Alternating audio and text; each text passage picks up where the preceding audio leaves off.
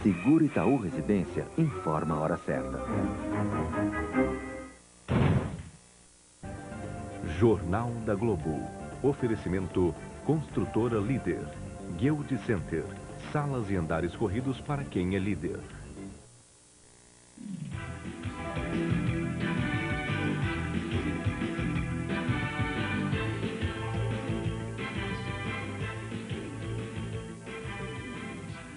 Boa noite. Foi mais um dia de informações contraditórias sobre a greve dos petroleiros. Os números da empresa e dos trabalhadores são cada vez mais diferentes, cada vez mais distantes. A Petrobras garante que a produção de derivados de petróleo aumentou de novo. Segundo a empresa, chegou hoje a 40% do normal.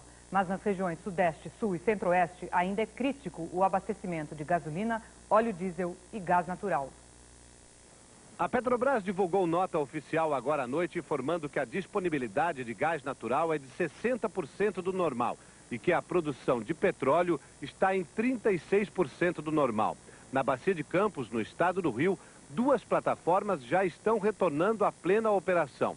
Segundo a Petrobras, o refino de petróleo em todo o país já atinge 40% do normal e apenas a refinaria de Cubatão, em São Paulo, está parada. Segundo a Petrobras, operam a plena capacidade as refinarias Gabriel Passos, em Minas Gerais, e de Manaus, no Amazonas. Funcionam parcialmente as refinarias de Mataripe, na Bahia, Capuava, Henrique Lage e Paulínia, em São Paulo, Alberto Pasqualini, no Rio Grande do Sul, e Duque de Caxias, no Rio de Janeiro. A refinaria de Araucária, no Paraná, está se preparando para entrar em operação, segundo a Petrobras. O abastecimento nas regiões Sudeste, Centro-Oeste e Sul continua limitado. Segundo a empresa, as distribuidoras estão recebendo apenas 60% das cotas de gás natural, gasolina e óleo diesel. O Sindicato dos Petroleiros do Rio informou que hoje foi fechado mais um poço da Bacia de Campos, o de Vermelho 1. O diretor do sindicato disse que está mantida a ameaça dos petroleiros de fechar um poço da Bacia de Campos a cada 12 horas, caso a Petrobras e o governo federal não reabram as negociações. Está cada vez mais difícil conseguir combustível para ônibus e caminhões em São Paulo. 80% dos postos da região metropolitana não tem mais óleo diesel. Em São Bernardo do Campo, 20 mil pessoas ficaram sem transporte coletivo hoje. A prefeitura reduziu o número de ônibus por falta de óleo diesel. Na capital, 8 empresas só tinham combustível para terminar o dia. Mas a BR Distribuidora garante que reforçou os estoques de todas elas. Em outras 12 empresas, o diesel deve acabar até sábado. As transportadoras de cargas estão com os estoques pela metade. A ordem para os caminhoneiros é encher os tanques nas estradas. No Porto de Santos, 10 navios estão parados há uma semana por falta de diesel. O Condor, que ia direto para a África, conseguiu um pouco de combustível, mas vai ter de reabastecer no Uruguai antes de cruzar o Atlântico. As companhias aéreas também já enfrentam problemas. Só a distribuidora da Petrobras continua fornecendo querosene para a aviação normalmente. A ESSO, responsável por 16% do abastecimento do aeroporto de Cumbica, o maior de São Paulo, está trazendo querosene de aeroportos de outros estados. Já a Shell, que abastece mais da metade dos aviões em Cumbica, distribuiu um comunicado às empresas aéreas nacionais e internacionais, pedindo para que elas reduzam pela metade o consumo de combustível. O Tribunal Superior do Trabalho julga amanhã o recurso dos trabalhadores. Eles querem que o tribunal volte atrás e deixe de classificar a greve como abusiva. Enquanto isso, o governo comemora o que seria o princípio de esvaziamento da greve. Os números do governo são otimistas. Falam de petroleiros voltando ao trabalho e de retomada de produção. A greve está claramente em declínio. O presidente recebeu essa informação quanto aos números de produção hoje com satisfação, ao ver que os petroleiros estão demonstrando espírito público e atendendo à conclamação do governo. Nesta quinta-feira, o presidente da Federação Única dos Petroleiros, Antônio Carlos Spies, se reuniu com o presidente do PT, Luiz Inácio Lula da Silva, para estudar a abertura das negociações com o governo. Lula também orientou seus deputados para insistirem na retomada do diálogo. Mas eles podem ter problemas mais adiante. Hoje, os petroleiros foram notificados pela Justiça para explicar uma denúncia da Confederação Nacional dos Transportes. A CNT quer uma ação judicial contra os grevistas por prejuízos causados ao setor. As atenções desta sexta-feira, no entanto, vão estar voltadas para o Tribunal Superior do Trabalho. A decisão sobre a greve vai ter início a partir do voto do ministro Ilo Gurgel, relator do processo, 69 anos, juiz de carreira, que se deixa fotografar, mas não gosta de televisão. É a última chance que os petroleiros vão ter no TST. O que se pode dizer da posição do relator é que na primeira votação do dia 9, ele votou com a maioria. Quer dizer, votou pela abusividade da greve e foi contra o acordo. Agora seu relatório vai ser curto, de 2 páginas, e seu voto de 7 páginas. Mas como na reunião devem falar também os advogados e os demais ministros, é bem possível que a sessão dure em torno de 3 horas. O que está certo apenas é o começo da sessão, 1h da tarde desta sexta-feira. Tumulto e pancadaria na manifestação dos vigilantes em greve de Rondônia. Os vigilantes se concentraram perto do Palácio do Governo. A polícia entrou em ação e houve confronto. Os vigilantes são empregados de empresas que prestam serviço ao Estado e município. Eles querem reajuste de 13% e carga de trabalho de 6 horas por dia. Depois de muita pancadaria, a manifestação foi controlada. O INSS começa a recuperar uma parte do dinheiro roubado pela máfia da Previdência. O ministro Reinhold Stefanes assinou hoje o recibo de 27 milhões de reais. Ainda falta receber 35 milhões de reais que estão em contas no exterior e mais 522 quilos de ouro encontrados com os chefes dos fraudadores. Enterrado hoje no cemitério São João Batista, no Rio, o jurista Clóvis Ramalhete. Ele foi um dos redatores do processo de impeachment do ex-presidente Collor. Clóvis Ramalhete tinha 83 anos, foi ministro do Supremo Tribunal Federal e redigiu a lei da anistia. A Marinha faz uma super blitz no Porto do Rio e na Baía de Guanabara para combater o crime organizado. Foi super blitz mesmo. 1000 fuzileiros navais foram convocados. 4 horas da manhã, os fuzileiros navais chegam ao Porto do Rio, controlam as entradas e saídas, ocupam os 7 quilômetros do cais, revistam os armazéns. Cães farejadores são usados para procurar drogas nos caminhões. Todos os documentos das cargas e dos motoristas são checados. A polícia acredita que a Baía de Guanabara é uma importante porta de entrada de armas e drogas. A Bahia tem uma extensão que corresponde a mais de 4 vezes a área de Vitória, capital do Espírito Santo. Banha 6 municípios e tem 28 favelas nas margens. Segundo a Polícia Federal, mais de 4 milhões de armas foram apreendidas em morros e favelas do Rio. Metade do arsenal recolhido no país desde janeiro do ano passado. Os fuzileiros navais estão patrulhando também a costa. Eles estão revisando todas as pequenas embarcações que fazem o transporte de mantimentos até os navios que estão fundeados na Baía de Guanabara. São essas embarcações as suspeitas de transportarem drogas e armas que chegam de contrabando nos navios. A Marinha só divulga amanhã o resultado da operação no Porto do Rio e na Baía de Guanabara. Aumenta a briga pelo mercado de jogos eletrônicos nos Estados Unidos. São mais de 5 bilhões de dólares em jogo todo ano. Novos concorrentes e máquinas mais velozes estão no páreo. Lutas, guerras, golpes estratégicos. Esse é o assunto predileto dos jogos eletrônicos. Entre os fabricantes, a cena é parecida e vai piorar esse ano. Em 94, os americanos gastaram 6 bilhões de dólares com jogos eletrônicos. Esse ano devem gastar quase 8 bilhões nessa brincadeira. A luta pela maior fatia do mercado vai esquentar. Novas marcas de máquinas mais avançadas chegam nas lojas a partir de agosto. Os jogos estão mais parecidos com a realidade. Ganharam profundidade, definição e riqueza de detalhes. Os personagens que já andavam de um lado para o outro da tela, agora andam para dentro e para fora do cenário. A corrida de carro no circuito urbano tem todos os edifícios, pontes e túneis de uma cidade grande. O futebol mostra a seleção brasileira de vários ângulos. Vai sair caro ficar em dia com a diversão eletrônica. As empresas estão lançando sistemas novos que não funcionam com os antigos. O que está no mercado hoje vai ficar obsoleto. A Sony decidiu entrar no jogo. A gigante dos eletroeletrônicos nunca teve interesse nesse mercado. Esse ano está lançando um sistema próprio para competir com os consagrados da Nintendo, da Sega e da Atari.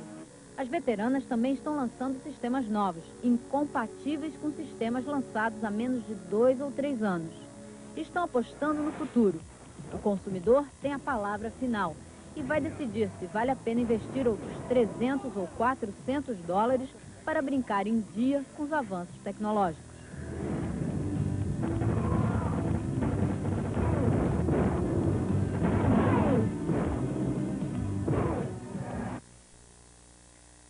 Daqui a pouco, fãs de Drácula fazem na Romênia um congresso sobre o mais famoso vampiro do mundo. Todo cuidado é pouco. A segurança do presidente Fernando Henrique testa um novo esquema de proteção e quer que ele use até colete à prova de balas. Uma descoberta espanta os cientistas. Encontraram água no sol. O Flamengo monta um circo com animais de verdade para receber o novo craque Edmundo. O intervalo é rapidinho e a gente volta já já. Céu nublado no Rio e chuviscos à tarde em quase todo o estado por causa de uma frente fria. Ouro Velho Country Club. A 5 minutos do shopping junto à Mata do Jambreiro, na Zona Sul, cheio de gente bonita. Piscinas, toboágua infantil, quadras de cimento e de areia para esportes de praia, bar e sauna. E o novo toboágua gigante com 40 metros. Tudo pronto. A sua cota em 6 pagamentos de R$ 188,00 sem juros. Ouro Velho Country Club. Lazer até no preço. E a natureza de brinde. É só ligar 281-1516. A Midisa Consórcio traz para você todos os modelos de caminhões Mercedes-Benz. O prazo é de até 60 meses. A entrega do bem é garantida pela fábrica com faturamento direto para o cliente a preço de mercado. Não perca tempo. Venha logo adquirir o seu caminhão através da Midisa. Tradição e seriedade em consórcio de caminhões. 291-9211.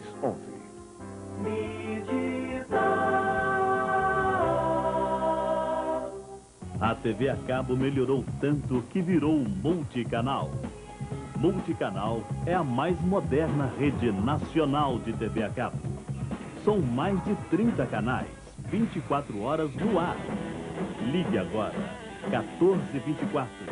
Assine Multicanal e aproveite a promoção especial deste mês. Multicanal, TV com liberdade de escolha.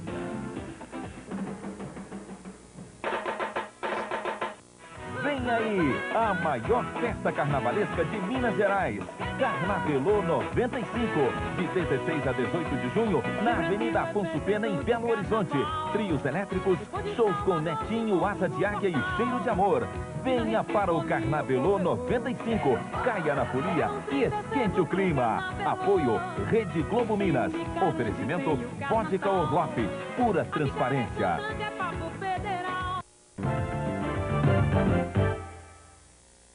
Edmundo ficou 2 anos no Palmeiras e acabou conhecido como Animal.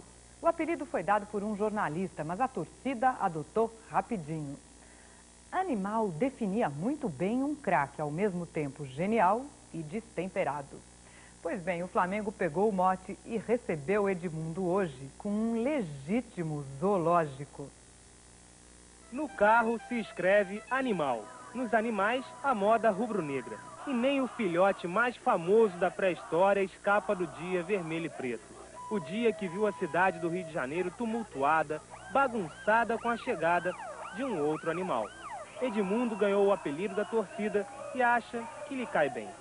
Esse animal dá uma característica de raça, de vontade e de muita fibra. Então eu acho que a torcida do Flamengo querendo e me chamando por animal carinhosamente, só vai me deixar muito feliz. Edmundo é o animal, e com os animais, o Rio festeja a compra do passe do polêmico atacante pelo Flamengo. Macacos que abraçam, tigre que apenas acompanha devidamente enjaulado, elefantes que chamam a atenção. Assim como chama a atenção o modo como milhares de pessoas vão às ruas, às sacadas, para saudar o jogador.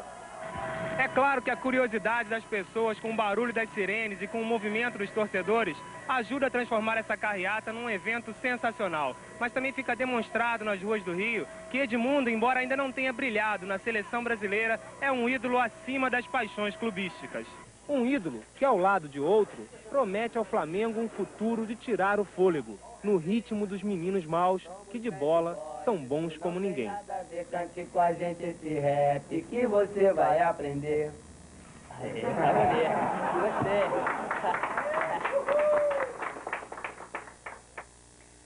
Um pouco mais de fôlego para quem tem dívidas em bancos. Uma portaria do Banco Central autoriza os devedores, aqueles que têm créditos em liquidação, cobrança judicial ou em protesto, a renegociar o prazo de pagamento. Até agora, esse prazo não podia passar de 3 meses. E os bancos que hoje são obrigados a depositar no Banco Central 15% de tudo que emprestam, ficam liberados desse pagamento compulsório.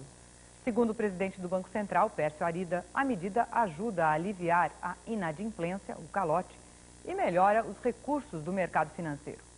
Eles só teriam tomado a medida agora porque a economia mostra sinais de desaquecimento. O consumidor estaria mais calmo, menos sôfrego, e o governo se encorajou a aliviar o crédito. O efeito nos juros foi imediato, uma pequena queda hoje no mercado e que está sendo interpretada como o começo de uma tendência. A segurança do presidente Fernando Henrique Cardoso quer que ele use colete à prova de bala na visita de amanhã a Apucarana, no Paraná. O presidente resiste à ideia. De qualquer forma, o esquema de proteção na comitiva presidencial promete ser bem rigoroso. Tinha mais soldados do que operários trabalhando na Vila Rural, que vai ser inaugurada pelo presidente Fernando Henrique Cardoso em Apucarana. O novo esquema de segurança foi discutido entre o chefe da Casa Militar do governo e o secretário de Segurança do Paraná no local da visita. A vila, onde vão morar 65 famílias de Boias Frias, dormiu vigiada por soldados do Exército. A nova segurança do presidente envolve 700 homens do Exército e da Polícia Militar. Desta vez, uma tropa de choque da Polícia Militar vai acompanhar o presidente de perto para acabar de qualquer jeito com as manifestações violentas. Pela primeira vez também, as bolsas de quem estiver no caminho do presidente serão revistadas. É que a segurança suspeita que estavam escondidas em bolsas as pedras atiradas contra o ônibus na última viagem presidencial. E mais uma novidade, os carros de som serão retidos. Enquanto o presidente estiver discursando, ninguém mais fala. Admiradores do Conde Drácula, o mais famoso vampiro do mundo, começam a chegar à Romênia, a terra natal do personagem, para um congresso muito especial. Durante 5 dias, eles vão estudar a história do cruel príncipe que inspirou o mito.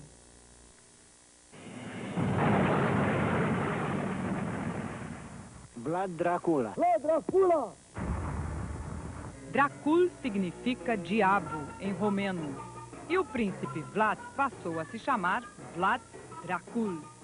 Ele viveu no século XV na Transilvânia e ficou célebre pela crueldade com que tratava os inimigos turcos.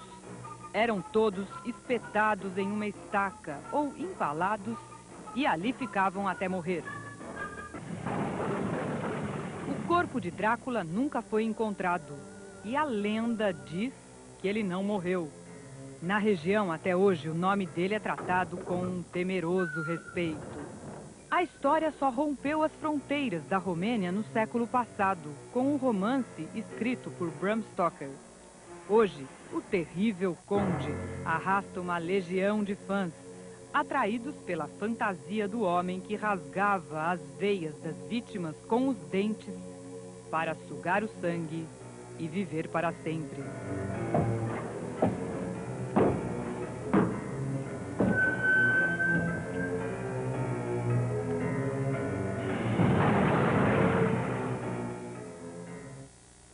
Daqui a pouco, o governo define as novas regras do crédito rural, sem TR. O drama das crianças desaparecidas nos Estados Unidos, 500 mil delas somem todo ano. Logo depois dos comerciais. Sexta-feira nublada e fria em São Paulo. Nevoeiro e chuviscos de manhã e à noite. Paulinho Mosca, a grande novidade pop. o melhor lançamento do ano. Paulinho Mosca, sexta, dia 26, no Bar Nacional. Paulinho Mosca e Banda, você não pode perder.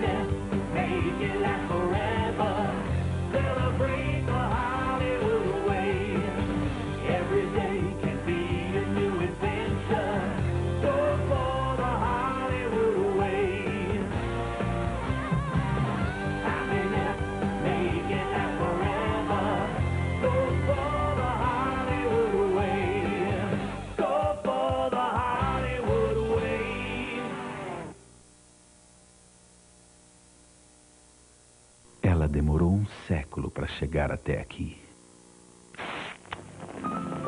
Pode tirar o atraso. Faxi. Essa importada é ótima. Atendimento para mim tem que ser personalizado. Eu não fico jogando conversa fora. Eu gosto de ser muito bem tratado. Eu ligo pro banco, peço saldo, extrato via fax, transferência, tá tudo na mão. Esse negócio de banco, alto atendimento... Eu tenho informações e atendimento 24 horas por dia. Mas que é prático, isso é. Econômico, bom atendimento para todas as gerações.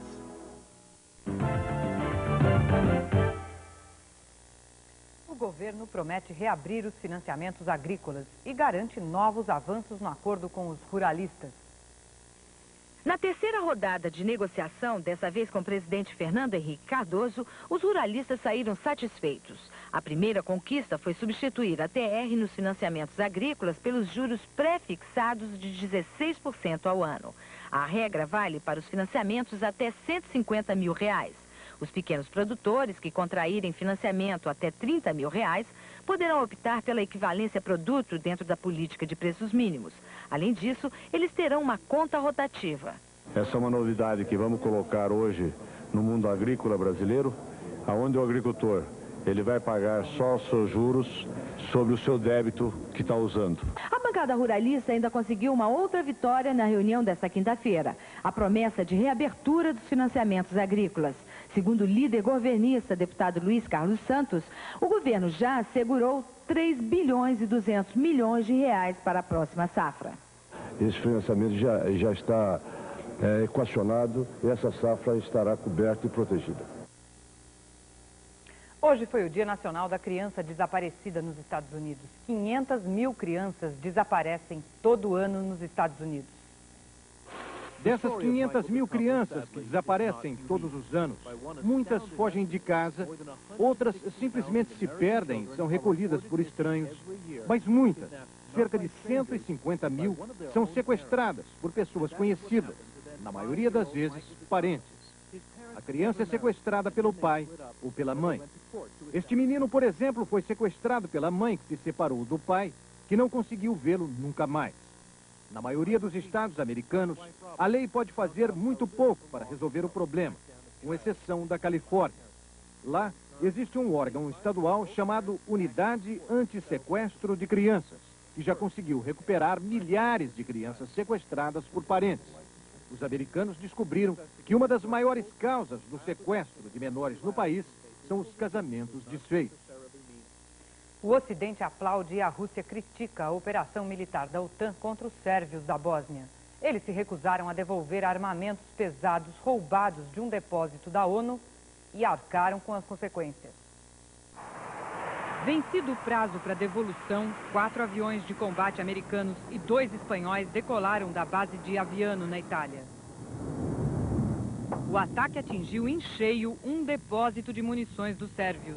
As lideranças sérvias negaram que o ataque tenha feito grandes estragos. O líder Radovan Karadzic disse que se houvesse bombardeio, as tropas da ONU seriam tratadas como inimigas. Em Washington, o presidente Bill Clinton ficou satisfeito com a ação como último recurso para impedir novos ataques sérvios sobre Sarajevo. A reação sérvia foi fulminante. Horas depois do ataque da OTAN, a artilharia dos sérvios bombardeou 4 das 6 zonas de segurança estabelecidas pela ONU. Só em Tuzla, 61 pessoas morreram e há mais de 200 feridos. Já faz 4 anos que essa guerra, que parece sem solução, começou. Paulo Francis. O bombardeio de hoje da OTAN dá uma ideia de como poderia ser feita a paz na Bósnia. A primeira-ministra Margaret Thatcher e o presidente Ronald Reagan sugeriram que os sérvios fossem bombardeados.